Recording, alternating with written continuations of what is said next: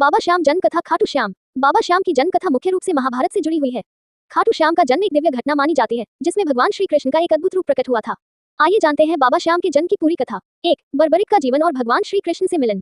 बर्बरिक, जो कि घटोत्कच भीम के पुत्र और मौरवी की संतान थे, एक महान योद्धा थे। उन्हें विशेष रूप से अपनी शक्ति और वीरता के लिए जाना जाता था। वह भगवान श्री कृष्ण के अनन्य भक्त थे और हर समय भगवान से आशीर्वाद प्राप्त करने के लिए प्रार्थना करते रहते थे।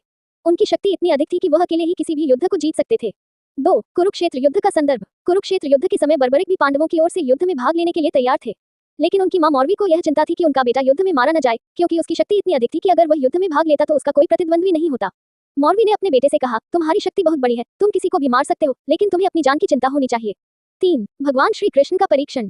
भगवान श्री कृष्ण ने बर्बरिक की महानता और शक्ति को देखकर उनका एक परीक्षण लिया। कृष्ण ने बर्बरिक से पूछा, तुम इतनी शक्ति रखते हो, क्या तुम इसे युद्ध में इस्तेमाल करने के लिए तैयार हो? बर्बरिक ने कहा, मुझे आपके आदेश का पालन करना है, श्री कृष्ण। फिर भगवान श्री कृष्ण ने बर्बरिक से कहा, अगर तुम सच में ऐसा चाहते हो तो मुझे अपनी मस्तक की बलि दो। बर्बरिक, जो भगवान कृष्ण के प्रति पूरी तरह से समर्पित थे, बिना किसी हिचकिचाहट के अपनी मस्तक की बलि देने के लिए तैयार हो गए। 4. बर्बरिक का सिर और श्याम का रूप।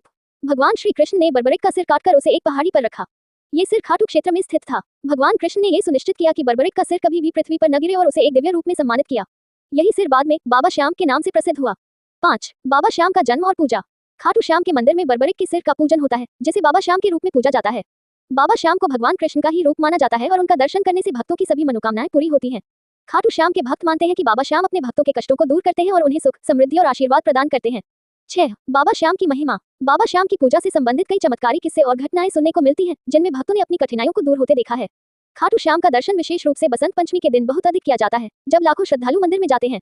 निष्कर्ष, बाबा श्याम का जन्म और उनकी पूजा एक प्रेरणा है, जो समर्पण, त्याग और भक्ति की मिसाल प्रस्तुत करती है।